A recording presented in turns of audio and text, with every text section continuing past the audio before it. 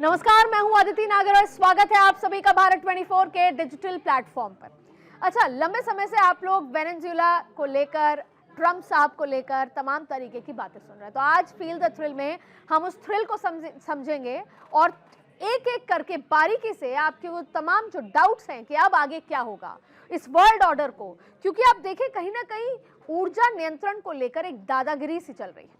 तो दादागिरी आज से तो नहीं है, लेकिन ऐसी दादागिरी जब आप किसी एक राष्ट्रीय अध्यक्ष को उसकी धरती से उठा कर ले आते हैं और ये कहकर कि उनके ऊपर चार्जेस हैं, तो ऐसा फिर मैक्सिको के साथ भी हो सकता है और ऐसा फिर चाइना के साथ भी हो सकता है। मैं इस पर डिटेल में बात करूंगी, लेकिन सबसे महत्वपूर्ण बात यह है कि आज सुबह डोनाल्ड ट्रंप ने एक ट्वीट करा है, एक पोस्ट किया है। उस पोस्ट के साथ ही मैं शुरुआत करूंगी और उसके बाद मेरे साथ बहुत खास गेस्ट मौजूद है, उनसे भी इस पर डिटेल में चर्चा की जाएगी। लेकिन सबसे पहले सुबह 7:29 के आसपास ये पोस्ट किया गया, वो मैं आपको सुना देती हूँ। On India's Russian oil import, US president Donald Trump says they wanted to make me happy basically. Prime Minister Modi is a very good man, he is a good guy, he knew I was not happy, I was important, it is important to make me happy. They do trade and we can raise tariffs on them quickly. अब इसको थोड़ा अगर हिंदी में समझे तो उन्होंने कहा कि भारत द्वारा जो रूसी तेल आयात पर जो डोनाल्ड ट्रंप ने लिखा वो मैं आपको हिंदी में बताती हूँ। वो मुझे खुश रखना चाहते हैं, असल में यही बात थी। प्रधानमंत्री मोदी अच्छे इंसान हैं, वो अच्छे आदमी हैं, उन्हें पता था कि मैं खुश नहीं था, मुझे खुश करना ज़रूरी है और भारत का व्यापार अगर करता रहता है तो हम उन पर बहुत जल्दी टैरिफ लगा सकते हैं। सबसे पहले मैं इसी ट्वीट को डिटेल में और समझने के लिए मैं आपके पास आऊँगी। मेरे साथ तीनों गेस्ट मौजूद हैं। सबसे पहले मैं आपको इंट्रोड्यूस करा दूं, स्वर्ण Singh ji, professor international relationship JNU, आपको बहुत बहुत स्वागत है। ग्रुप कैप्टन यूके देबनाथ जी, डिफेंस एक्सपर्ट हैं, आपका ही बहुत बहुत स्वागत है। और भव्य वालिया, इकोनॉमिस्ट है, आपका ही बहुत बहुत स्वागत है। सबसे पहले देबनाथ साहब, आपके पास ये ट्वीट क्या कहता है? ये पोस्ट आज सुबह 5 तारीख को, 3 तारीख को किसी के घर में घुसकर राष्ट्रपति और उसकी पत्नी को उठा ले जाना, उसके बाद पोस्ट करके ये कहना कि हमने वो कर दिखाया, तमाम तरीके की बातें, और अब फिर ये ट्वीट क्या कहता है सर? अदिति, मैं जो कहूँगा एज ए फौजी कहूँगा, ये ट्वीट जो है बहुत ही हास्यास्पद है, मुझे लगता है गुदगुदी कर रहा है और ये मीठा मीठा बोल नहीं है। हमें समझना चाहिए इसके पीछे एक कड़वाई छुपी हुई है, शुगर कोटेड बिटर पिल है। डोनाल्ड ट्रंप ने भारत को चेता दिया है कि 50% टैरिफ से 75% चल जाएंगे। भारत को अगला कदम फूंक फूंक कर रखना पड़ेगा। सर, शुगर कोटेड तो अब उनका कुछ नहीं रहता, he is a good man के साथ साथ वो काफ़ी कुछ कह जाते हैं।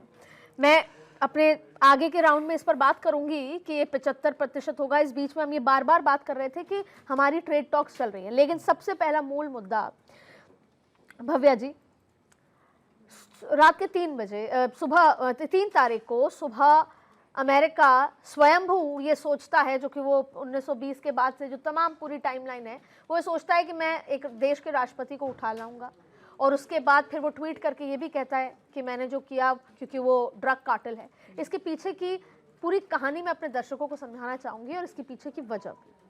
देखिए, पीछे की वजह तो अगर नेटशेल में देखेंगे तो ऑयल तो है, वेनेजुएला का सबसे बड़ा ऑयल प्रोवन ऑयल रिजर्व है। हाँ।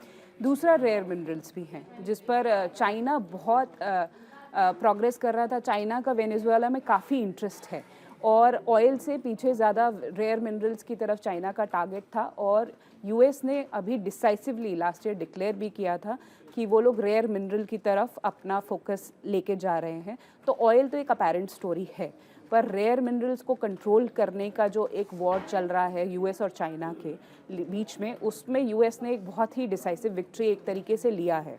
हालांकि अभी देखना पड़ेगा कि किस करवट उठ बैठता है। अभी उन्होंने एक पॉलिटिकल मूव तो किया है और फिलहाल वेनेजुएला में लोकल भी एक सेलिब्रेशन दिख रहा है, पर लॉन्ग रन में कितना ऑपोजिशन आता है इस मूव के अगेंस्ट, क्योंकि अभी अगर देखें तो मदुरो के से लोकल जनता काफ़ी खुश नहीं थी, तो वहाँ सेलिब्रेशन दिख रहा है। लेकिन जो ऑपोजिशन पार्टी थी, जो 20 साल से वहाँ पे स्ट्रगल कर रही थी, मचार्डो को भी इग्नोर कर दिया है ट्रंप ने, तो उनको भी तो लेकर आ नहीं रहे हैं। और अगर ट्रंप ने जो कहा है, narco terrorism, cocaine terrorism, drug cartels actually अगर वहाँ पर ग्राउंड लेवल पर इतने स्ट्रॉन्ग हैं और अब वो कोलंबिया को भी धमकी दे रहे हैं। कोलंबिया के ड्रग कार्टेल, वेनेजुएला के ड्रग कार्टेल, क्यूबा के ड्रग कार्टेल जब इकट्ठे रिटेलिएट करेंगे तो ये कंट्रोल कितना रह पाता है, उस पर डिपेंड करेगा कि यूएस वेनेजुएला के रिसोर्सेज को कितना कंट्रोल कर पाएगा। और अगर कंट्रोल कर पाता है तो एक तरीके से शॉर्ट टर्म का तो कोई इम्पैक्ट नहीं आएगा, क्योंकि वेनेजुएला अभी इतना बड़ा ऑयल प्रोड्यूसर बचा नहीं था। 20 साल से उस पर सैंक्शंस लगे हुए थे, तो अभी 6 लाख से 8 लाख बैरल प्रतिदिन की प्रोडक्शन है। 80% उसमें से चाइना खरीद रहा था, और तब भी चाइना का 4% ऑयल इंपोर्ट है वेनेजुएला से, तो इतना बड़ा प्रोड्यूसर नहीं था। तो अभी तो अगर 10 साल में यूएस को बहुत पैसा पंप करना पड़ेगा, वहाँ ऑयल रिग्स खड़े करने पड़ेंगे, ड्रिलिंग इक्विपमेंट डालना पड़ेगा, उसके बाद वो ऑयल सप्लाई को कंट्रोल कर पाएगा। आपकी इस जवाब में बहुत सारे सवाल निकल कर आते हैं, पर सबसे पहला सवाल कि जब चुनावी रैली थी तब ये कहा था डोनाल्ड ट्रम्प साहब ने, ये बहुत आम सवाल है लेकिन मेरे दर्शकों को ये डिस्टर्ब करता है सवाल, इसलिए मैं पूछ रही हूँ। चुनावी रैली में कहा कि ओनली पीस की बात कही, उसके बाद यहाँ तक कि वो पूरे तो टाइमलाइन तो है ही, जैसे ही 31 दिसंबर आया न्यू ईयर रेजोल्यूशन, पत्रकारों ने पूछा तो उन्होंने वापस पीस की बात कही। और उस बीच में आप देखिए कि उन्होंने कम से कम 65 बार सर इस बात का दावा किया जिसको अब भारत इग्नोर करने लगा था, कि उन्होंने पाकिस्तान और भारत की वॉर रुकवाई। इस बीच में वो ईरान को धमकी देते रहे, ईरान पे अटैक कर दिया। इस बीच में उन्होंने रशिया को इतनी बार लोकतंत्र की दुहाई देते हुए धमकी दी, न्याय की बात करते हुए, और ये कहा कि तरीका होना चाहिए, नियमों की बात करी, और फिर नियमों की धज्जियां 3 को एक बार फिर उड़ाई। सर ये इंटरनेशनल वायलेशन की लिमिट है, इसको कैसे देख रहे हैं? मुझे लगता है कि इसको अलग अलग स्तर पर देख सकते हैं। एक तो आपने कहा कि अंतर्राष्ट्रीय, एक और सवाल कि कब तक सिर्फ देखते ही रहेंगे सर? चूंकि अमेरिका दुनिया की सबसे बड़ी शक्ति है और उसके राष्ट्रपति का रुझान इस तरह से आक्रामक है, तो फिलहाल हम देख रहे हैं कि कोई भी दूसरा राष्ट्र उनसे सीधा टक्कर नहीं लेना चाहता। चाहे वो रूस हो, उन्होंने उसका क्रिटिसाइज़ किया है, चीन ने भी क्रिटिसाइज़ किया है, यूरोपीय देशों ने उसको बड़े परोक्ष रूप से कहा है कि ऐसा नहीं होना चाहिए, पर उन्होंने कोई नाम नहीं लिया कि किसके साथ गलत हुआ या क्या गलत हुआ या ये ऑपरेशन गलत था। ऐसा यूरोपीय देश के उनके अपने जो हिस्से साझेदार हैं वो भी नहीं कह रहे। तो मोटे तौर पे अंतर्राष्ट्रीय स्तर पर नज़र आ रहा है कि ढांचा लगातार जिन मापदंडों पे, जिन मौलिक मूल्यों पे बना हुआ था पिछले 80 साल से, वो अब जर्जर होता नज़र आता है। और उसमें एक बहुत बड़ा इसको हादसा या चोट कह सकते हैं कि जिस तरह से इस ऑपरेशन की वजह से लगी है। पर जो बड़ी चिंता का विषय है वो ये कि क्या इस ऑपरेशन से वेनेजुएला में जो चिंताएं राष्ट्रपति ट्रंप कह रहे हैं उनको सुलझाया जाएगा या नहीं सुलझाया जाएगा। जैसे चाहे वो फेंटानिल या कोकेन की बात करें, तो यदि वो मानते रहे आज तक कि पूरी सरकार और पूरी सेना, पुलिस उसमें घुसी हुई है उस व्यापार में, तो आज केवल 2 लोगों को वहाँ से उठा लेना, प्रेसिडेंट मदुरो को, उनकी पत्नी को, उससे अभी तो पूरी सरकार बनी हुई है वहाँ। सेना ने भी समर्थन किया है, वाइस प्रेसिडेंट जो डेल्सी रोड्रिगस अभी बनी है प्रेसिडेंट, उनका समर्थन सेना ने कर दिया है, मंत्रिमंडल सारा वही है। तो उसको भी धमकी दी है राष्ट्रपति ट्रंप ने, कहा कि यदि वो उनकी बात नहीं मानेंगी तो उनको और भी ज़्यादा उनका हश्र जो है वो ख़राब हो सकता है। तो इससे क्या हम देख रहे हैं कि ड्रग ट्रेड यदि है तो वो उसके ख़त्म होने के कोई आसार नज़र नहीं आ रहे। अस्थिरता के और डर के, खौफ के आसार लगातार बढ़ते हुए नज़र आ रहे हैं। आपने जैसे खुद कहा, इसका असर न केवल कोलंबिया या क्यूबा पर ईरान पर भी होगा, सभी देशों पर होगा कि यदि इस तरह की धमकी राष्ट्रपति ट्रंप देते हैं, चाहे वो टैरिफ्स को लेकर हो या कोई दूसरी तरह की धमकी हो, उसको हल्के में नहीं लिया जाएगा। और यदि इस तरह की अस्थिरता बनती है वेनेजुएला में, तो ये तो वहाँ के हिंसा करने वाले या ड्रग बेचने वाले कार्टेल्स के लिए और भी अच्छा है।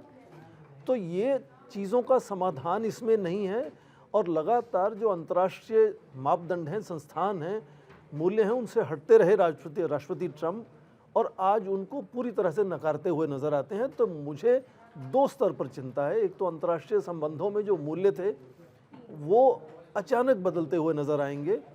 दूसरा, लगातार इस हादसे के बाद जैसे आसार नज़र आ रहे हैं, अस्थिरता लगातार बनी रहेगी वेनेजुएला में और उसके पड़ोस में भी होगी। और क्या राष्ट्र आज भी उन मौलिक मूल्यों को, जैसे मान लीजिए संप्रभुता का सम्मान होना चाहिए, सीमाओं के अंदर क्षेत्र की अखंडता को माना जाना चाहिए, मानव अधिकारों की बात होनी चाहिए। कर चुके हैं, माना जाना चाहिए। मेरा तो सर 2 बड़े सवाल आपके लिए आए हैं और शायद मैं चाहती थी कि मैं शो के एंड में पूछूं, लेकिन पहला तो ये कि अक्सर एक बात कही जाती है कि यदा यदा ही धर्मस्य, जब जब भी अधर्म होगा, तो ये सर ग्लोबल ऑर्डर में वो कब होगा कि इतना अधर्म हो चुका है, इतने इंटरनेशनल लॉज को तोड़ा जा चुका है, इतना सब कुछ होने के बाद वो कौन कलगी है जो जन्म लेंगे और ट्रंप को समझाएंगे कि ऐसा नहीं चल सकता है? ये कब होगा सर? वो कलगी कौन है? आदिति, होगा, जरूर होगा। अगर हम देखें, प्रथम विश्व युद्ध के बाद लीग ऑफ नेशन था, उसने काम किया, ठीक काम किया, कमज़ोर लगा, बदल दिया गया। द्वितीय विश्व युद्ध के बाद अब हम यूनाइटेड नेशन का नाम हर रोज सुन रहे हैं, यूएनएससी की बात सुन रहे हैं। I don't see United Nations in existence even. हाँ, Other than the name हमें or a लग building. रहा है कि वो कमज़ोर पड़ गया है, तो एक और नया प्लेटफॉर्म आएगा, लेकिन उसका स्वरूप क्या होगा, प्रारूप क्या होगा, ये शायद लीग ऑफ नेशंस से या हो सकता है यूनाइटेड नेशंस से बदल कर हो। जो नया स्वरूप बनेगा उसमें देखो, पॉलिटिकल लीडरशिप या पॉलिटिकल एंगल शायद कम होगा, उसमें इकोनॉमिक फाइनेंशियल एस्पेक्ट्स ज़्यादा होंगे। हम ब्रिक्स की बात सुन रहे हैं, वो एक ऑल्टरनेट प्लेटफॉर्म बन सकता है जो कि पश्चिमी देश की जो दादागिरी, अमेरिका की गुंडागर्दी पर काबू लाएगा। ब्रिक्स अभी फॉर्म हो रहा है, मैच्योर होने में कुछ समय लगेगा। एससीओ का नाम हम बहुत लोग लेट हो देखते जाएगा सर, ऐसा लगता है। दौड़ने की कोशिश कर रहे हैं आदिति, लेकिन क्या है कि दोनों पैर बराबर होने चाहिए, कोई थोड़ा ज़्यादा लंबा पैर, छोटा पैर। अब देखो, ब्रिक्स में कोई कहता है कि डॉलर हो ना हो, भारत ने बहुत ज़्यादा रुचि नहीं दिखाई, तो ब्रिक्स भी आगे बढ़ेगा। अब ब्रिक्स के जो बाकी कंट्रीज़ हैं, उन्होंने वेनेजुएला में जो हुआ है खुलकर उन्होंने कह दिया है, हम निंदा करते हैं, कड़ी निंदा करते हैं। भारत ने जो बयान दिया है, शायद वो हमारी नीति के हिसाब से सफल है। हम अमेरिका को नाराज़ नहीं करना चाहते, तो हमने ना निंदा की ना कड़ी निंदा की। हमने कहा कि हम दर्शकों को क्या बोलूं, हम मुद्दे पर नज़र गड़ाए बैठे हैं। हम चाहते हैं कि बोलीविया के आम आवाम का भला हो। ये तब है, ब्रिक्स भी टूटा नहीं है, लेकिन ब्रिक्स भी अभी 3, 4, 5 अलग अलग लंबाई के पैरों पर चल रहा है। एग्जैक्टली। मैं फिर वही बात है कि उस पोस्ट और भारत का रिएक्शन और भारत के रिएक्शन के बाद ये पोस्ट, लेकिन उससे पहले ये अलग अलग तरीके से मैं अलग अलग एक्सपर्ट से सवाल पूछ चुकी हूँ, मैं आपसे फिर उसको पूछ रही हूँ। अमेरिका को लगा कि ड्रग कार्टेल चल रहा है, और चाहे रिपोर्ट के हिसाब से वो जो ड्रग्स जो वेनेजुएला से आते हैं उसकी मात्रा बहुत कम है, जिससे मौत हुई है अमेरिका में, उससे ज़्यादा चाइना से जो फैंटेनिल आ रहा है उससे ज़्यादा हुई है। तो जब अमेरिका को ये लगा कि हमें ऐसा लगता है कि हमारे नुकसान हो रहा है उनके ड्रग कार्टेल के, या फिर वो सो कॉल्ड वो टेररिज्म जिसे बोलते हैं उसकी वजह से हुआ है, ड्रग टेररिज्म, तो हमें कब लगेगा कि आईएसआई को पाकिस्तान सपोर्ट करता आ रहा है, करता रहेगा, उसकी आर्मी कर रही है, और हम ये अज्यूम कर लें हमारे सब सुप्रीम कोर्ट में तय हो जाए कि अमेरिका पाकिस्तान की सरकार हमारे लिए नेगेटिव है, और हम भी कभी ऐसा कर दें? अदिति, ये बचकाना सवाल लग सकता है, बट ये मेरे दर्शकों के मन की भावना है कि ऐसा कब हो सकता है कि भाई अमेरिका जब ये सोच सकता है तो हम क्यों नहीं कह सकते? हमें पता है हमारे आंखों के सामने कि पाकिस्तान की सरकार आईएसआई को सपोर्ट करती है, आर्मी करती है, तो हमारी सुप्रीम कोर्ट भी कहते कि गलत है और हम उठा के ले आए रात को 3 बजे। बहुत ही इंटरेस्टिंग सवाल है। देखो, मैं फौज में था, एयरफोर्स में था, फाइटर पायलट था, मिग-23 उड़ाता था। भारत सरकार के टैक्स पेयर्स के पैसे से मेरा एक ही काम था, जिस दिन हुक्म मिले जाके 6 500 किलो के बम निर्धारित ग्रिड रेफरेंस पे गिराना। मैं दर्शकों के साथ हूं कि हमें भी कुछ ऐसी कार्रवाई करनी चाहिए, लेकिन देखो, हथौड़ा और लठ तभी चलता है, उसके पहले थोड़ा चाचा, ताऊ, भाई, पड़ोसी बीच में थोड़ा बात कर लेते हैं। पाकिस्तान के साथ अभी वो नौबत शायद नहीं आई है कि हमें इंडियन एयरफोर्स को जाके 6 बॉम्ब गिराने पड़े। प्रोफेसर साहब हमारे साथ हैं, बहुत ही नरम प्रवृत्ति के हैं। यह जो रास्ते पे चले हैं, जब वो रास्ता खत्म हो जाएगा उस दिन बम की बारी आएगी। जी बिल्कुल। आपने दो तीन इंपॉर्टेंट बातें कही, मैं उनको विस्तार से समझूंगी। पहला, आपने ये एक बेसिक मानना है कि वेनेजुएला के पास एक तो 5 गुना ज्यादा तेल है अमेरिका से, पहला।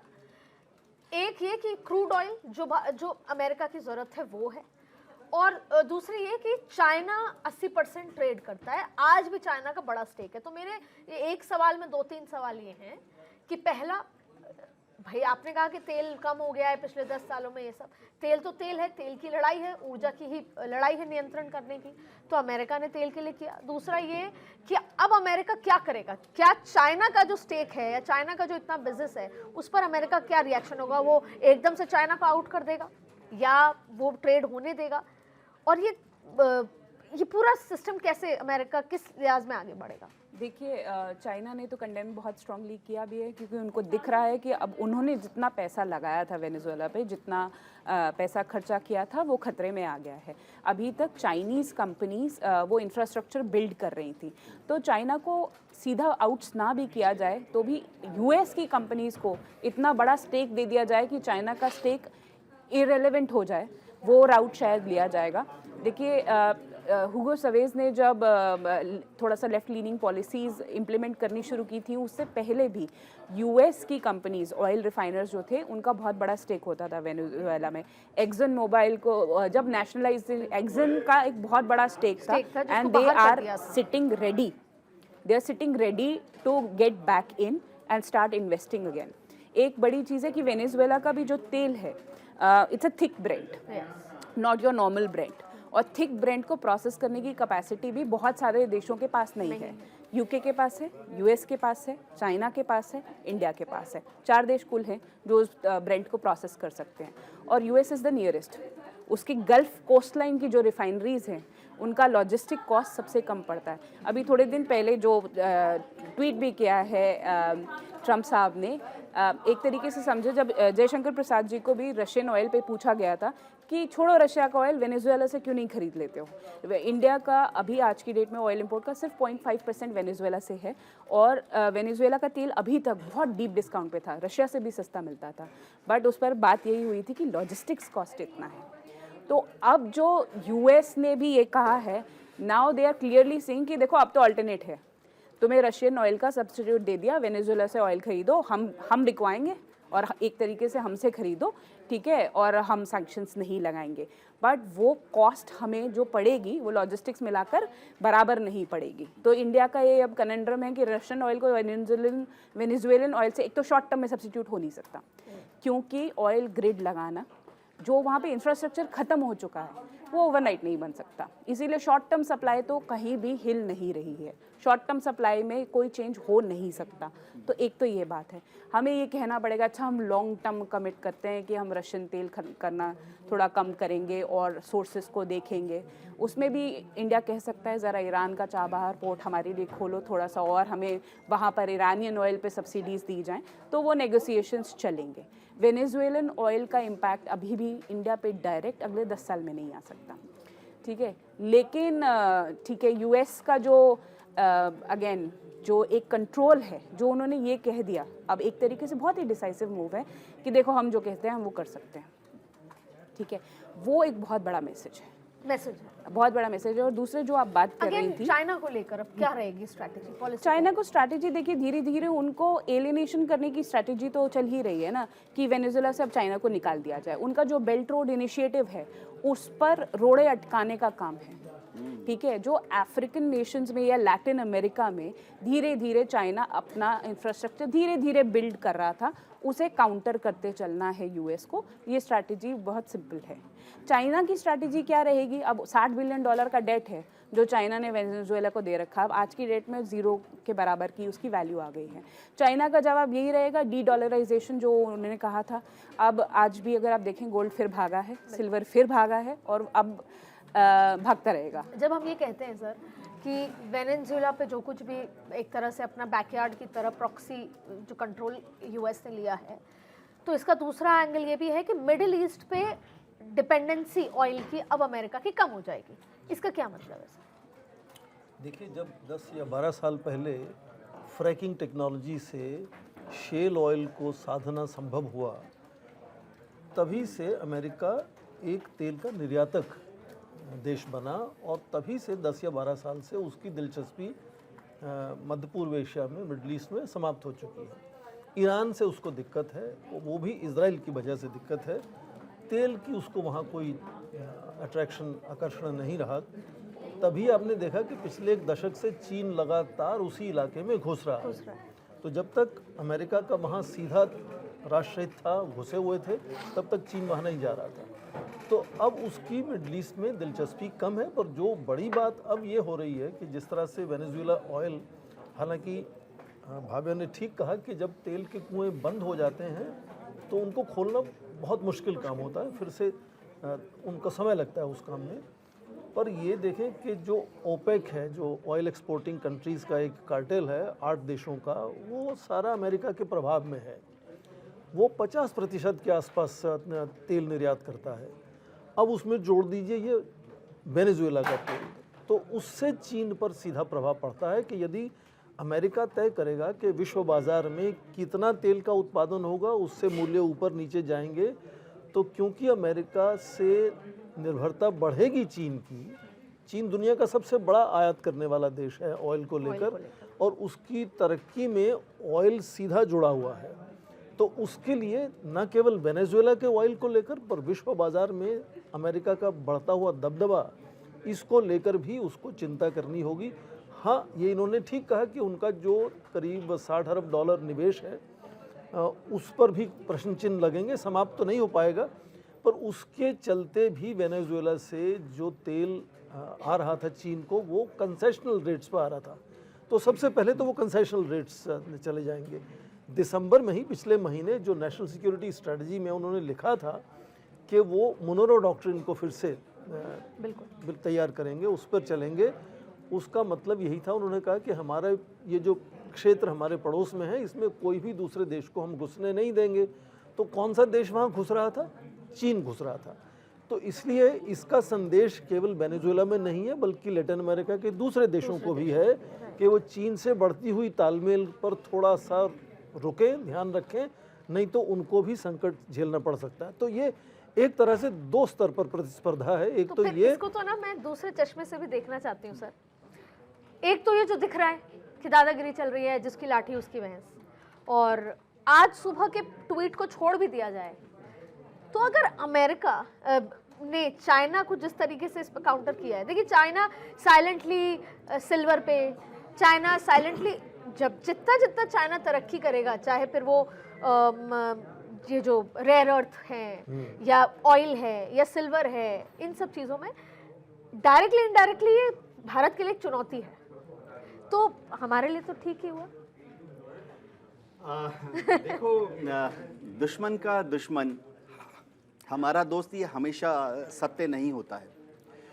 हम क्या नहीं, कोशिश इस सिनेरियो में अगर अमेरिका हमको ये ट्वीट दे के ये शुगर कोटेड धमकी ना दे और हमारा दोस्त रहे, जैसा कि एक बाय डिफॉल्ट बात मानी जाती है, तो चीन को ऐसा रोकना कहीं ना कहीं भारत के लिए तो अच्छा ही है ना सर। शायद इसीलिए भारत की फॉरेन पॉलिसी में कहा गया कि हम सिर्फ नजर गड़ाए बैठे हैं। देखो अदिति, प्रोफेसर साहब की भाषा में बात करूंगा। नहीं, आप अपनी भाषा में बताइए सर। अच्छा, मेरी उसमें दिली तमन्ना है, कट टू कट दिली तमन्ना, और मेरा ख्याल ये है कि भारत को आज से 50 साल के बाद अमेरिका से मुकाबला करना है। भारत उस रास्ते पे चल पड़ा है। क्या भारत आज से 50 साल बाद अमेरिका का सीधा मुकाबला करेगा?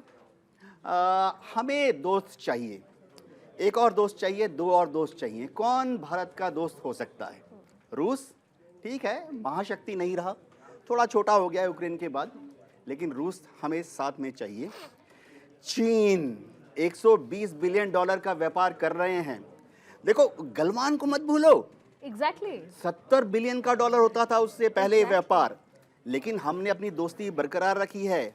आज भी विदेश मंत्रालय का डेटा ये बोल रहा है कि हमारे करीबन 250 व्यापारी व्यापार करने के लिए चीन में बैठे हुए हैं, और 5 साल में हमारा टारगेट है कि $180 बिलियन का व्यापार चीन के साथ करेंगे। तो चीन को हम अपने साथ रखना चाहते हैं। क्यों? 50 साल के बाद जो अमेरिका है, चीन, भारत मुख्यतः रूस की मदद से हम अमेरिका के आंख में आंख डालकर बात करेंगे, इज्जत देंगे रूस को, इज्जत देंगे अमेरिका को, लेकिन कहेंगे कि हमारा भी बराबरी का दर्जा है। और उस सीट पर बराबरी के दर्जे वाली कुर्सी में बैठने में चीन हमें मदद करेगा। शी जिनपिंग बहुत क्लियर है, अगर आप उनकी ब्रीफिंग देखें पॉलिट ब्यूरो में, चाइनीज कम्युनिस्ट पार्टी में, वो कभी भी भारत को नाम लेके दुश्मन नहीं बताते हैं। रिसेंटली तो खास तौर पे वो कभी भी भारत को कंपटीटर भी नहीं बताते। उनका चीन का विजन बहुत ही ग्लोबल है। ग्लोबल क्या, मंगल ग्रह तक उनका विजन है कि दुनिया में किसको धता बताना है चीन को, अमेरिका को। तो चीन चाहता है कि भारत को आस्ते आस्ते आस्ते आस्ते अमेरिका से दूर, चीन के पास दोस्ताना व्यवहार से चीन हमें खींच रहा है। देख रहे हैं उनका इन्वेस्टमेंट, देखो ये देखो बैठे हैं धनाढ्य व्यक्ति हमारे सामने, उनका इन्वेस्टमेंट अगर इंडिया में देखोगे कमाल का इन्वेस्टमेंट है और बढ़ रहा है। और शायद क्योंकि भारत ने भी देख लिया है कि आने वाला समय व्यापार का है, युद्ध का नहीं है। भारत जीतेगा, व्यापार से जीतेगा, और इसमें मदद कौन करेगा, चीन। तो सर अब तो बहुत इंपॉर्टेंट सवाल यहाँ खड़ा होता है, कौन सा दोस्त जरूरी है? एक वो दोस्त जो भले ही व्यापार कम करे, भले ही हंसी मजाक में बहुत कुछ आंख दिखा जाए, लेकिन ये पता है कि पीठ में छुरा नहीं घोंपेगा, या एक वो जो अथाह व्यापार करे, बताए नहीं लेकिन कंपटीशन आप हो, और उसके बाद किसी भी दिन आपकी एक नया डैम बनाकर आपके नॉर्थ ईस्ट में घुस जाए और न जाने क्या क्या कर जाए, क्योंकि उसकी पोजीशनिंग, जियोग्राफिकल पोजीशनिंग ऐसी है। तो मेरा फिर ये सवाल है, मुझे थोड़ा सा समझाइए कि हम चीन पे कितना भरोसा कर सकते हैं कि हम यूएस में तो देखिए एक दौर है, एक तो ट्रंप का, पहली बात, जो कि 3 साल में खत्म होगा। यूएस को हमारी उतनी ही जरूरत है, गिव एंड टेक। हमारा ट्रेड भी यूएस के साथ सरप्लस रहता है। बाकी सब, रशिया के तो हालात जैसे हैं तैसे हैं, हमारा दोस्त रहेगा वो। चीन चाहता है कि वो भारत का पूरा मार्केट कैप्चर कर ले और उसके बाद वो भारत को पीछे छोड़ के चला जाए, ऐसा मेरा मानना है। मैं इस पे थोड़ा और लाइट चाहती हूँ, ऑनेस्टली। आप इसमें बिल्कुल सही है जो सर बात कर रहे थे। एक्चुअली चाइनीज इन्वेस्टमेंट को हमने मतलब just to add on sir, China तो हमें अपना दोस्त मानता ही नहीं है, वो तो हमें पटकनी देकर अमेरिका से लड़ाई करके अमेरिका से आगे जाना चाहता है। रिसेंट टाइम्स में जब यूएस और चाइना का एक क्लियर क्लैश जहां खड़ा हुआ है, और जब यूएस ने इंडिया को भी सैंक्शंस की धमकी देनी शुरू की और सैंक्शन किया है, तो इंडिया और चाइना अपने इकोनॉमिक इंटरेस्ट के लिए एक प्लेटफॉर्म पे खड़े दिखते हैं और एक इकोनॉमिक इंटरेस्ट अलाइन करने की कोशिश कर रहे हैं। बट फिर भी बहुत अंतर है। चाइना का इन्वेस्टमेंट पूरे तौर पे एक्सेप्ट नहीं किया है इंडिया ने। चाइनीज़ इन्वेस्टमेंट काफ़ी तौर पे सैंक्शनड है इंडिया में। चाइना से सीधा इन्वेस्टमेंट आज की डेट में भी नहीं आ रहा है। Anti dumping duties Chinese product पे हमने कहीं नहीं हटाई हैं, ठीक है। तो वो एक उस पर चाइना ने हमसे मांगी भी नहीं, ठीक है। चाइना का ग्लोबल एक विजन है। देखिए, इंडिया बाइपोलर वर्ल्ड से मल्टीपोलर वर्ल्ड पर ले जाना चाहता है दुनिया को, वो हमारे इंटरेस्ट में है, क्योंकि वो किसी और का गला नहीं काटना चाहता। यस, जो कि अमेरिका और चाइना चाहते हैं, जो कि अमेरिका और चाइना चाहते हैं। तो साथ हम दोनों में से किसी का भी नहीं ले सकते हैं। हमें खुद को इतना सशक्त करना पड़ेगा कि हम खुद एक पोल इंडिपेंडेंटली खड़े हो सकें। उसके लिए हमें रशिया और चाइना की ज़रूरत पड़ेगी। रशिया और चाइना क्या, हमें बाकी देशों की भी ज़रूरत पड़ेगी जिन पर हम काम करते हैं। मालदीव से इंटरेस्ट की बात कर रहे हैं, श्रीलंका से इंटरेस्ट की बात कर रहे हैं। जितनी अफ्रीकन कंट्रीज़ के साथ जो हमारे रिलेशंस है वो स्ट्रेंथन करने की जो बात चलती रहती है। घाना से हमने अभी काफ़ी काम किया है, रवांडा से हम बहुत सारा इकोनॉमिक इंटरेस्ट पे काम कर रहे हैं। वो जब तक स्ट्रेंथन नहीं हो जाते तब तक हमें सब लोगों की ज़रूरत पड़ेगी। अल्टीमेट एम इंडिया का ये होना चाहिए कि सेल्फ फंडेड हम लोग एक तरीके से खड़े हो पाएँ, पर अभी हम वो इकोनॉमिक प्राउएस पे नहीं पहुँचे हैं। हम 4th लार्जेस्ट इकोनॉमी बन गए हैं, पर कैपिटा इनकम अगर हम देखें 3rd लार्जेस्ट इकोनॉमी की और 4th लार्जेस्ट इकोनॉमी की जो इतना फ़र्क है, वो हम जब तक गैप अप नहीं कर पाएंगे तब तक हम लोग एक इकोनॉमिक सुपर पावर नहीं बन पाएंगे, उस तरीके से नहीं खड़े हो पाएंगे। दुनिया में अपनी मार्केट का जो रौला है वो हम नहीं अभी तक एस्टैब्लिश कर पाएंगे। एक बात सर मैं समझना चाहती हूँ, बात से निकल कर आई, क्योंकि मैं कहीं पर आर्टिकल पढ़ रही थी कि वेनेजुएला कहाँ पर, जब एक समय वेनेजुएला का रौला था ऑयल को लेकर, जो कि अभी भी है देखा, लेकिन वो रौला कब खत्म होता है, जब आप अंधाधुंध ऑयल बेच रहे हैं सर, ठीक है। आपके डॉलर या फॉरेन करेंसी आए जा रही है, लेकिन आपका डोमेस्टिक मार्केट खराब हो गया। शायद दशकों वेनेजुएला ने इस चुनौती को झेला कि उसका डोमेस्टिक मार्केट ठप, वहां की इकोनॉमी खत्म हो चुकी है, वहां की इंडस्ट्रीज बंद हो चुकी थी और फॉरेन करेंसी बहुत थी। अब भारत के परिप्रेक्ष्य में, ये आउट ऑफ द कॉन्टेक्स्ट बात है पर मैं आपसे समझाती हूँ, भारत में अभी इंपोर्ट्स जो बाहर की कंपनीज हैं वो भी फंड नहीं कर रही। हमने देखा पिछले, अगर हम इकोनॉमी को देखें तो हमारे इंपोर्ट का इशू है, जिसके लिए प्रधानमंत्री जाके कहते हैं इंडस्ट्री सेटअप कीजिए, हम लॉजिस्टिकली बहुत आसान वो दे देंगे आपको। तो मेरा सवाल है कि उस लिहाज से हम पर कैपिटा इनकम, तमाम ये सारी चीजें हमें ध्यान देनी होगी इकोनॉमिक सुपर पावर बनने के लिए, लेकिन हमारी डोमेस्टिक इकोनॉमी जिसकी वजह से हम 8% पे 8.2% पे हैं, वो ठीक है, हमें इंपोर्ट्स पे ध्यान देना होगा। देखिए, सबसे पहली बात तो ये कि भारत में क्या खास है, 140 करोड़ 140 करोड़ लोग हैं और वो युवा लोग हैं आपके। तो जब हम कहते हैं कि 2047 तक हमें कुछ करना है, तो वो केवल 100 साल पूरे नहीं हो रहे, उस समय के बाद आपकी जनसंख्या बूढ़ी होनी शुरू हो जाएगी। तो ये एक अवसर है आपके पास जब आप बड़ी तेज़ी से बदलाव ला सकते हैं, चाहे वो आर्थिक बदलाव हो, राजनीतिक हो, सामाजिक हो। तो ये ख़ास समय है जो विदेशों में बड़ी बड़ी निवेशक हैं उनको भी नज़र आता है कि यहाँ पर राजनीतिक स्थिरता बनी हुई है और यहाँ पर युवा पीढ़ी है जो कंजम्पशन भी ज़्यादा करती है, प्रोडक्शन भी ज़्यादा कर सकती है, इनोवेशन के लिए तैयार है, सोच में नवाकार है एक तरह से। तो ये अपने आप में आकर्षण है, उसको सरकार किस तरह से उसका प्रदर्शन कर सकती है और कितना उसको दोह सकती है एक तरह से, वो तय करेगा कि कितनी तेज़ी से हम लोग आगे बढ़ेंगे। और इसलिए चीन की तरह हमारी अपनी डोमेस्टिक मार्केट भी काफ़ी बड़ी है, तो हमारी जो निर्भरता अंतर्राष्ट्रीय बाज़ार पर है थोड़ी सी कम हो जाती है। वेनेजुएला का उदाहरण लें जिस तरह से, या दूसरे छोटे देशों का उदाहरण लें उस तरह से। और यहाँ तक दोस्त या दुश्मन चुनने की बात है, वो हमारे बस में नहीं है। प्रधानमंत्री वाजपेयी बहुत पहले कह गए थे कि ये बड़ा मुश्किल है चुनना, ये आप नहीं चुन सकते कि कौन दुश्मन होगा कौन दोस्त होगा। पड़ोसी कौन है ये तय हो चुका होता है, उसको दोस्त कैसे बनाना है। अब छोटी सी बात ये, 200 साल पहले एक अंग्रेज विशेषज्ञ कह गए थे कि अंतर्राष्ट्रीय संबंधों में दोस्त दुश्मन स्थायी नहीं होते। आज का दोस्त कल दुश्मन हो सकता है, कल का दुश्मन परसों दोस्त बन सकता है।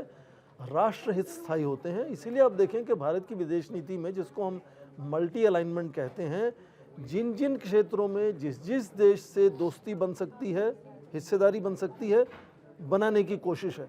और बहुत अच्छा उदाहरण आपको मिलता है ये वेस्ट एशिया में। ईरान दोस्त है पर इजराइल भी दोस्त है, यूएई दोस्त है पर सऊदी अरेबिया भी दोस्त है, इजिप्ट। भारत ने ये दिखाया है बुकेट, बिल्कुल, कि देश जो आपस में ठीक से नहीं बात करते हैं वो भारत को सभी अपना हिस्सेदार या दोस्त मानते हैं। ये रणनीति जो भारत की है, इसी से भारत आगे बढ़ने की कोशिश में है। रणनीति बहुत दिलचस्प है, लेकिन सर मैं आपकी भाषा में एक बात समझना चाहती हूँ। जैसे कहते हैं ना कि the best way of communication is to know when to speak and when to stop. अब फॉरेन पॉलिसी भी भारत की ऐसी है। तो मोस्टली मैंने ये देखा है वेनेजुएला पे, जिस मतलब बिल्कुल अलोकतांत्रिक असंवैधानिक हमला हो जाता है, 62, 65, 64, 70 बार ही कह दिया जाता है कि अमेरिका, भारत और पाकिस्तान के बीच में मैंने युद्ध रुकवाया, मुझे नोबेल दीजिए। अब तो चीन भी कह रहा है। अब तो चीन भी कह रहा है। ये तमाम बातों के बीच में ट्रेड टॉक्स होती हैं, हम पे 25 फिर 50 टैरिफ लग जाता है, और आज तो हद ये हो गई कि हम पे कह दिया और कह दिया कि और लगा देंगे। ये सब तो एक तरफ है। दूसरा, मैं आपको ऑपरेशन सिंदूर पे लेके जाती हूँ। ऑपरेशन सिंदूर में केवल भारत ऐसा देश था ऑब्वियसली जिसके आर्मी के ऑफिशियल्स बार बार ये बता रहे थे कि हमने उनके ना मिलिट्री पे अटैक किया, ना हमने उनके सिविलियंस पे किया, जबकि इसकी सफाई किसी और ने नहीं दी। आज तक जब जब वॉर हुआ है, रशिया ने कभी यूक्रेन पे नहीं दी, खुला बोला कि हमने मारा। चाहे आप यमन, बहुत पूरे देश की बात कर लें, पर भारत ये कह रहा था कि I will do things rightly. But sir, कब तक राइटली सर? मतलब when do we have to speak? We are mostly not speaking. हम ये कह रहे हैं कि हम नजर, तो मेरा क्वेश्चन ये है कि वो कब आएगा समय जब हमें ये लगेगा कि आज बोलने की जरूरत है? देखो अदिति, हम बोल रहे हैं, नरम तरीके से बोल रहे हैं। 2 साल पहले का माहौल याद करो, मालदीव्स के बारे में पूरा social media went crazy. TV channel सब यही बोल रहे थे कि बस अगला बम हम मालदीव्स में गिराने वाले हैं। मोइज़ू को तो हमने हिंदी हिंदी सिनेमा का प्राण बना दिया था। बिल्कुल। लेकिन देखो, एस जयशंकर आईएफएस ऑफिसर, विदेश मंत्री, क्या कॉम्बिनेशन है। अजीत डोभाल एनएसए, क्या कॉम्बिनेशन है। इन दोनों मोहरों की मदद से आज ऐसी नौबत आ गई कि मोदी जी वहां चीफ गेस्ट बन के जाते हैं उनके नेशनल डे पर। बिल्कुल बिल्कुल बिल्कुल। ये दिखाता है कि हमें लठमार पॉलिटिक्स नहीं करनी है। To add on, Canada was one classic example कि हमने Exactly. कनाडा को कैसे डील करा। एग्जैक्टली प्यार मोहब्बत थोड़ा रूठ कर, थोड़ा नखरे दिखाकर हम सबको जीतेंगे। बट डज दिस मीन कि हम ताकतवर देशों पे अभी नहीं कर पा रहे? देखो, फौज में था, दो चीजें बहुत जरूरी है। हथियार का इस्तेमाल कब, कहां, किस पर किया जाएगा, ये हमें सिखाया गया। अभी ये समय है जब हम हर तरह से साम दाम दंड भेद, येन केन प्रकारेण, पैसे के बल पर हम जीतेंगे। बांग्लादेश, अभी रोज ही मेरे मित्र, मैं जहां रहता हूं, कहते हैं यार इतनी बड़ी इंडियन एयरफोर्स को हम तुम्हें फ्री में तनख्वाह देते हैं, करोड़ों के जहाज खरीदे हैं, बम सारे हमारे पड़े पड़े जंग लग रहे हैं, इस्तेमाल क्यों नहीं करते? तो एक ही तरीका है, जयशंकर जी ने बोला हुआ है मोदी जी को, जो उपद्रवी तत्व हैं, हमारा भाई जो रूलिंग इलीट है हमारे देश में भी है, जो राजनीतिक तबका जो अभी पावर में है, उसमें भी कुछ गर्म खून वाले हैं। एक घटिया सा शब्द है टेस्टोस्टेरोन फायर। वो बोल रहे हैं चलो ढाका पे बम गिरा देते हैं, बांग्लादेश को एक कैंची से काट देंगे। काफी सारे यूट्यूब आते हैं, कोई कहते हैं रंगपुर कॉरिडोर काट देते हैं, कोई कह रहा है कि ये मूंछों पे था, हम चट्टगांव कॉरिडोर बना। ऐसी जरूरत नहीं है। 12 फरवरी को इलेक्शन होने दीजिए, वहां पॉलिटिकल पावर्स जो पावर में आएगी, शायद बीएनपी आ जाएगी। मैं उम्मीद करता हूं कि बांग्लादेश में भी सब कुछ सेटल हो जाएगा। अगर बीएनपी को 50% से ज़्यादा सीटें मिल जाती हैं नेशनल असेंबली में, मैं उम्मीद करता हूं कि एनसीपी, जमात की जो इस्लामी है, ये लोग पावर में नहीं आएंगे। एक बड़ा डेंजरस कॉम्बिनेशन हो जाएगा अगर बीएनपी पावर में आती है लेकिन माइनॉरिटी सरकार बनाती है और उनको बाहर से मदद लेनी पड़े। एनसीपी उपद्रवी और जमात इस्लामी बहुत उपद्रवी, लेकिन देखो फिर भी बीएनपी स्टेबल सरकार देगी। तो हमें हर जगह पर ताल ठोक कर मूंछों पे ताव देने की जरूरत नहीं है। हम हर जगह जीतेंगे, प्यार से जीतेंगे। श्रीलंका का एग्जाम्पल देखो, एक जमाना था श्रीलंका पे क्या हो रहा था, भारत आउट मूवमेंट, बहुत वहाँ वोट जीतने के लिए लोग भारत को ताने देते थे। वहाँ हमारे प्रधानमंत्री जी गए और कितनी एंटी फीलिंग थी। अदिति, आपको मुझे याद है, प्रोफेसर साहब आपको भी याद होगा, और हमारे prime minister guard of honour ले रहे थे। उनकी एक सोल्जर ने, नेवी का सोल्जर था, उसने राइफल के बट से हमारे प्रधानमंत्री पर हमला किया। वहां से आज वो मौका है कि हमने उनको, अभी बेचारे डूब रहे थे, उनके पास पैसे नहीं थे, चौवन्नी अठन्नी की कमी थी, हमने $3.5 बिलियन श्रीलंका को दिए। आज देखो श्रीलंका और हम एक साथ बैठ के गोल्फ खेलते हैं। सर, भाभी जी, it needs a lot of power to stay silent when things are not right, and yes. I salute to our country and country के साथ साथ governance कि हम मतलब उस जगह है जो आसपास आग ही आग है, हमारे जो पड़ोसी हैं आगे आगे। लेकिन on the other hand with time everything gets settled. अब हम दो बातें, इसलिए मैं वापस से पूछ रही हूँ, मैंने इसलिए स्पेसिफिकली कहा कि I salute to the way we are dealing with things. लेकिन अगेन विथ टाइम, आज से 10 साल बाद हमारे 5 पड़ोसी हमारे दोस्त भी हो जाएंगे जब सरकारें बदलेंगी, और हो सकता है फिर भारत में भी बहुत सारे बदलाव हो। तो हमें क्या सिर्फ फॉरेन पॉलिसी में समय का इंतजार करना होगा? जैसे कि मतलब इसमें आप ये मुझे बता दीजिए, भारत यहाँ है, आसपास पड़ोसी हैं, where are we safe? Are we safe in terms of our neighbourhood? In terms of our neighbourhood safe हम कभी भी नहीं हो पाएंगे, ठीक है। जिस तरीके से हम लोग घिरे हुए, हम हिस्टोरिकली कब सेफ थे? We are a country ridden with invasions. We had very good friendship. We had very good friendships and those will be reinstated in no time. मैं गलत भी हो सकती हूँ, I want you to add on. उनको नेपाल में भी एक तरीके से सहमत नहीं रखता हूँ। मुझे लगता है हम हमेशा से थे और हमेशा सुरक्षित रहेंगे। इरिटेशंस कुछ होती रहेंगी। In current scenario, we are genuinely not safe. I can't believe, मुझे नहीं लगता कि भारत सेफ नहीं है। क्या खतरा है भारत को? छोटी छोटी चिंताएं हैं, अड़चने हैं, मुश्किलें हैं, नाराज़गी हैं, उसका ये मतलब नहीं कि भारत का अस्तित्व पर कुछ खतरा है। एग्जिस्टेंशियल थ्रेट नहीं है भारत को कोई आज। देखिए इकोनॉमी बढ़ रही है, आपकी राजनीति में तो संतुलन है, हिंदुस्तान को सिर्फ समाज अपने में अंदर कुछ से आ ठीक सकता ठाक है। एग्जिस्टेंशियल थ्रेट तो हिंदुस्तान को सिर्फ अपने अंदर से आ सकता है, बाहर से तो because we are that old civilisation कि अब बाहर से हमें एग्जिस्टेंशियल थ्रेट नहीं आ सकते, लेकिन हमें इकोनॉमिक थ्रेट, हमें फाइनेंशियल थ्रेट और इवन हमें जो मिलिटरी थ्रेट्स हैं वो एग्जिस्ट करते हैं।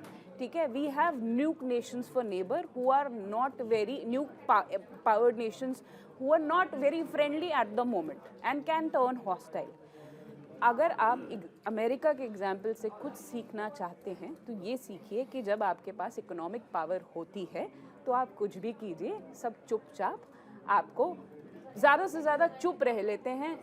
कोई बहुत इम्पैक्टेड है तो ओपनली कंडेम्ड करेगा। अब आज भी चाइना मिलिट्री एक्शन तो नहीं कर सकता यूएस के खिलाफ। चाइना छोड़िए, रशिया ने या यूएसएसआर ने कौन सा ओपन मिलिट्री एक्शन कर लिया था। तो जब आप इकोनॉमिक पावर होते हैं, जब लोग आप पर डिपेंडेंट होते हैं, तब चुपचाप लाइन लगाकर खड़े होते हैं। अर्थात जब आपके पास सत्ता है तो सत्ता का इस्तेमाल करें, दुरुपयोग उपयोग जो आप समझते हैं। पर उस सत्ता का इस्तेमाल कैसे करें ये भारत तय करेगा। और बगुला चला हंस की चाल की तरह हम अमेरिका की पिछलों को कॉपी नहीं कर सकते, ना चीन की कॉपी कर सकते हैं। भारत का तरीका ही यही है कि आप सबसे ज़्यादा वहाँ तक जाते हैं जहाँ आपको शक्ति प्रदर्शन करने की ज़रूरत पड़े।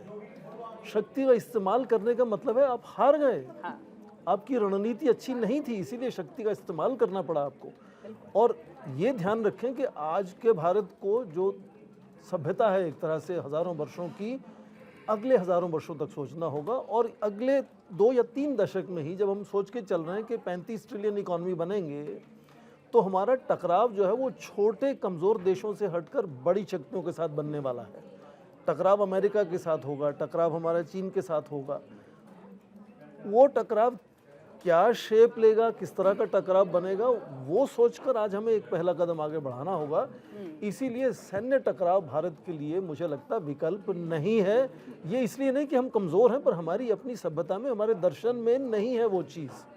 तो इसीलिए भारत लगातार संयम से काम करता है। उसका मतलब ये नहीं कि शक्ति नहीं है, मिलिट्री मॉडर्नाइजेशन चल रहा है, एटॉमिक शक्ति हम भी हैं, आर्थिक व्यवस्था ताकतवर है, बढ़ रही है आगे, युवा देश को आगे ले जा रहा है। किसी भी देश में आप देखें ऐसा नहीं कि चिंताएं नहीं हैं, परेशानियां नहीं हैं, दुख दर्द नहीं हैं, पर आपकी बड़ी तस्वीर में क्या नज़र आ रहा है। आज जब आप चांद से बैठकर भारत को देखें, जब आप अमेरिका में बैठ कर भारत को देखें, तो लगेगा कि कितना बड़ा व्यापार हो सकता है यहाँ, कितनी बड़ी तरक्की यहाँ हो सकती है, कितने नए परीक्षण यहाँ कर सकते हैं तकनीक को लेकर। भारत पहला एक ऐसा देश है जो भी आप तकनीक नहीं बनाते हैं, पहले उसको भारत पर लागू करते हैं, हज़ारों लाखों लोग उसको इस्तेमाल करते हैं, फिर आप दूसरों को कहते हैं कि देखिए हमने ये करके दिखाया है, हम आपके लिए भी करने को तैयार हैं यदि आप चाहते हैं। तो स्केलिंग जो है, जो कि डिफेंस में हमने दिखाया भी है आत्मनिर्भरता। क्योंकि मैं वाइंड अप करूंगी तो आखिरी राउंड ये, सबसे पहले तो सर जब बात ड्रग कार्टेल की हुई तो मैक्सिको भी है, ठीक है, धमका तो रहे, फिर चाइना भी है, फेंटानिल। तो अब ऐसे तो कल जब सो के उठेंगे तो ऐसा तो नहीं खबर आएगी कि चाइना पे अटैक कर दिया, चाइना तो चलिए थोड़ा बाद में करते हैं, मैक्सिको पे अटैक कर दिया, ऐसे भी कोई लग सकता है वहाँ? मतलब अब जब सारी हदें पार हो ही गई हैं तो न जाने और कितनी हो। कॉर्पोरेट वर्ल्ड में एक शब्द इस्तेमाल होता है, होस्टाइल टेक ओवर। देखिए, एक दूसरा तरीका भी है कि you take over a company, लालच, प्रबोलन या उनके शेयर खरीद कर, फ्रेंडली टेक ओवर। भारत का क्रिटिकल मास बहुत बड़ा है। मैक्सिको को आपने नाम लिया, बहुत बड़ा देश है, प्राय उत्तर भारत के बराबर बड़ा है। उनकी अपनी टेक्नोलॉजी बहुत ऊंची है।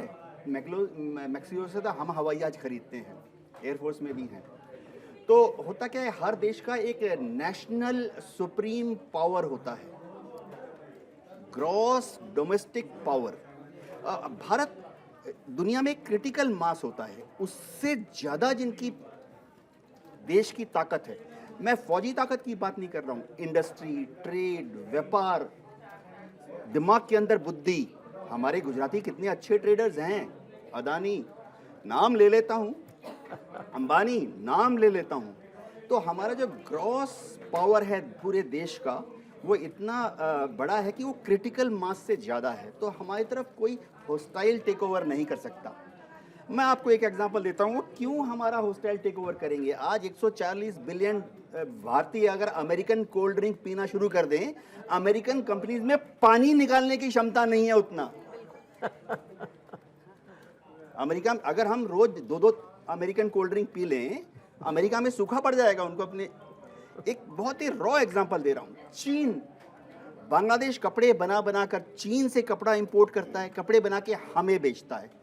तो बांग्लादेश को हमें हथियार दिखा के डराने की जरूरत नहीं है, आंखें दिखाने की जरूरत नहीं है। 4000 किलोमीटर का बॉर्डर बंद कर देंगे ऐसा बोलने की जरूरत नहीं है। बांग्लादेश को हम क्या बोलेंगे, 4000 किलोमीटर का बॉर्डर हम खोल देंगे, कस्टम्स वालों को वहां से हटा देंगे, व्यापार करो, एक्सपोर्ट करो, इंपोर्ट करो, हमसे चीजें लो। खुश करना है बांग्लादेश को बोल के कि 4000 किलोमीटर की जो बाउंड्री है ये हमारा एसेट है। तो हमारा कितना बड़ा ट्रेड था। 12 फरवरी का इंतजार करो। ठीक, आपने अब देखिए किस, जैसे कल आप देखिए चाइना ताइवान पे हमला कर दे और रशिया यूक्रेन पे कर दे, तो ऐसी स्थिति में तो अब किस मुंह से, हालांकि डोनाल्ड ट्रंप का कोई मुंह नहीं है, लेकिन फिर भी किस मुंह से एथिक्स के साथ वो ये कहेंगे कि ये नियमों के अनुसार नहीं है, ये नहीं होना चाहिए। देखिए एक बहुत बड़ा फैक्टर ये है कि ये सवाल डोनाल्ड ट्रंप से पूछ भी कोई नहीं रहा, और इसलिए नहीं पूछ रहे हैं कि इस मूव के लिए उन्होंने डोमेस्टिक एक्सेप्टेंस बहुत बिल्ड कर ली है। बहुत बड़ा फ़र्क अब अगर आप देखें, यूएस ने पनामा पे भी अटैक किया था और लिटरली आज एक अनेक्स टेरिटरी है एक तरीके से, और अफ़गानिस्तान और वियतनाम भी हमने देखे हैं। पनामा में भी डोमेस्टिक एक्सेप्टेंस बहुत था, उन्हें इंटरनल प्रेशर नहीं था कि पनामा पे अटैक क्यों कर दिया। आज इंटरनल प्रेशर नहीं है कि वेनेजुएला पे अटैक क्यों कर दिया, पर ऐसा नहीं है कि कल को उठ के मेक्सिको पे कर देंगे या किसी और पे कर देंगे तो वो इंटरनल प्रेशर्स भी नहीं होंगे। इलेक्शन उन्हें भी लड़ने पड़ते हैं, उनकी पार्टी को भी लड़ने पड़ते हैं, और वोट उन्हें भी गैदर करने पड़ते हैं। ठीक है, तो ये भी एक रियलिटी है। At the end of the day एक डिफरेंट फॉर्म ऑफ डेमोक्रेसी है डेमोक्रेसी। ठीक है, सो ये एक बड़ा सच है कि उनके भी इंटरनल प्रेशर्स हैं। ऐसा नहीं है कि उठकर किसी पर भी कर देंगे। चाइना अगर आज ताइवान पे कर देगा तो चाइना को पूछने वाले लोग बैठे हैं यूएन में। यूएन की एग्जिस्टेंस है, उतनी स्ट्रांग नहीं है। अमेरिका में तो लेकिन कांग्रेस से भी परमिशन नॉर्मली, जैसे टैरिफ को लेकर सुप्रीम कोर्ट, वहाँ की सुप्रीम कोर्ट ने कहा था कि आप ऐसा नहीं कर सकते, आपको आपके कांग्रेस सीनेट से लेना होगा, लेकिन अभी जब ये टेक ओवर हुआ तब भी नहीं किया गया। मेरा आखिरी सवाल आपसे, आज सुबह का जो पोस्ट है जिसमें ये धमकी दी गई है कि अगर आपके साथ रशिया के ऑयल खत्म नहीं हुए, जिसपे आपने देखा कि ना हरदीप पुरी, ना ही एस जयशंकर और ना ही कोई और इस पर खुल के बात करता है, इस मसले को सब चुप हो जाते हैं। तो मेरा सवाल ये है कि जो ट्रेड टॉक्स चल रही थी यूएस के साथ, उस बीच में ये धमकी आना, आप इसको कैसे देखते हैं? पहले तो ये उम्मीद नहीं थी, लगा कि राष्ट्रपति ट्रंप इस वक्त बहुत व्यस्त होंगे मदुरो को लेकर, और उसके बीच में ये टिप्पणी आ जाना, रोज चैप्टर बदलते हैं ना कि आज कौन सा है। तो ये एक और संदेश आ जाना अपने आप में एक और अजूबा कह सकते हैं। एक के बाद एक अजूबा उनकी तरफ से आता रहता है। भारत की जहाँ तक आपने बात की, ये अब नहीं हो रहा। आप पिछले 11 महीने में देख लीजिए, भारत कभी भी सीधा जवाब बहुत कम देता है। ज़्यादा से ज़्यादा आपके जो विदेश मंत्रालय के जो प्रवक्ता हैं वो उसका जवाब देते हैं, सीमित जवाब देते हैं। कभी ये भी कह देते हैं कि इस बात पर कोई बात नहीं मैं कहूँगा आज, या कहते हैं कि मैंने कोई नॉलेज नहीं है वगैरह वगैरह। पर जब अवसर आता है सकारात्मक रिश्ता बनाने का, जैसे मान लीजिए राष्ट्रपति ट्रंप ने जब अपने व्हाइट हाउस में एक कमेंट किया कि प्रधानमंत्री मेरे दोस्त हैं, सीधा प्रधानमंत्री का ट्वीट जाता है उसके जवाब में। सकारात्मक जब मौका मिलता है तो भारत इमीडिएटली एंगेज करता है, नकारात्मक माहौल में भारत एंगेज करने से बचता है। एक छोटी सी बात मैं ज़रूर ऐड करना चाहूँगा, जो हमने आज मुद्दे की बात की कि क्या फेंटानिल या कोकेन की वजह से ऑपरेशन हुआ ये डेल्टा फोर्स का, बिल्कुल नहीं हुआ। 3 कारण। पहले तो जैसे दिसंबर में अमेरिका ने कहा हम नहीं चाहते हमारे पड़ोस में कोई भी दूसरा देश आकर घुसे, और ये उन्होंने टेस्ट किया कि कोई दूसरा देश घुसता है या नहीं। दूसरी बात, उनका सीधा ध्यान था कि ये दक्षिण लैटिन अमेरिका के जो देश हैं चीन पर निर्भर होते हुए नज़र आ रहे हैं, इनको एक सबक मिलना चाहिए कि चीन से पल्लू झाड़ लें, अपना दूर रहें उससे। और तीसरा, संसाधन जो वेनेजुएला को केवल तेल नहीं है, गैस भी है, वहाँ आयरन ओर है, वहाँ कोल है, 8000 टन के करीब सोने के खदान है वहाँ। तो ये सब स्रोत अमेरिका को मेक अमेरिका ग्रेट अगेन में इस्तेमाल कैसे कीजिए, कम से कम ये दिखाने के लिए, इससे जो राष्ट्रपति ट्रंप की जो अपनी पॉपुलैरिटी रेटिंग गिर रही थी बड़ी तेज़ी से, उनको वापस लाने में मुझे लगता है इसको कहा जा सकता है कि ऑपरेशन क्यों किया गया है। और ऑफ कोर्स वो जो फाइल्स आजकल खुल रही हैं ट्रंप को लेकर, उनसे भी ध्यान हटाने को पूरी दुनिया अमेरिका के मीडिया पर निर्भर रहती है ज़्यादातर, इसलिए अमेरिकन मीडिया कह रहा है कि लोग वेनेजुएला में खुश हैं तो दुनिया सोचेगी हाँ खुश हैं। बहुत बहुत शुक्रिया आप तीनों का जुड़ने के लिए। दरअसल हमने कोशिश की, देखिए जो कुछ भी हुआ आज से लेकर 3 दिन पहले तक, हमने डिटेल में आपको हर एंगल से बताने की कोशिश की। आपके द्वारा जो मेरे तक सवाल पहुंचे थे वो भी मैंने एक्सपर्ट से पूछने की कोशिश की हर एंगल से। दरअसल देखिए, भारत जैसे कहते हैं कि जब बात फॉरेन पॉलिसी की हो तो अगर बंदूक या बम उठा ली तो वो फेलियर ऑफ फॉरेन पॉलिसी मानी जाती है, और भारत अभी उसी को अपना के चल रहा है। हो सकता है एक समय आए जब भारत भी जवाब देना शुरू करे, लेकिन वो समय तब आएगा जब 140 करोड़ लोग एकजुट हो जाएंगे, क्योंकि भारत की ताकत ही 140 करोड़ लोग हैं। और यही वजह है कि वेनेजुएला पर आंख उठा ली जाती है, लेकिन कभी भी जो मजबूत और भारत जैसे देश है उस पर केवल ट्वीट करके, पोस्ट करके यू टर्न ले लिया जाता है, उनको कभी आंख नहीं दिखाई जाती। हम अक्सर एक बात कहते हैं कि भारत सोने की चिड़िया है, पहले था और अब वापस बनेगा। तो वो चिड़िया होती है जो तिनका तिनका तिनका इकट्ठा करके अपना घोंसला बनाती है, उसे मजबूत करती है। तो अभी भारत उसी प्रोसेस में है कि वो तिनका तिनका तिनका बिना रिएक्ट करे पूरे ग्लोबल ऑर्डर को समझते हुए अपने पंख फैला रहा है, छोटे बड़े देशों से दोस्ती कर रहा है। इसे कहते हैं जाल बुनना, और वो जाल जब मजबूत हो जाएगा तब वो वैसा जवाब देना शुरू कर देगा जैसा आप चाहते हैं कि भारत मुंह तोड़ जवाब, चाहे चाइना हो चाहे अमेरिका हो, उसको दे। तो ऐसे में उसकी जरूरत होगी आप लोग की ताकत। 140 करोड़ लोग जब एकजुट होंगे तो भारत वो जवाब भी देगा। आप सभी का इस फील द थ्रिल में जुड़ने के लिए बहुत बहुत शुक्रिया। अगली बार हम किस मुद्दे पे बात करें वो भी आप मुझे जरूर कमेंट कीजिएगा, हम उस मुद्दे को आपके सामने पूरा डिकोड करेंगे। थैंक यू सो मच, आप सभी का बहुत बहुत शुक्रिया।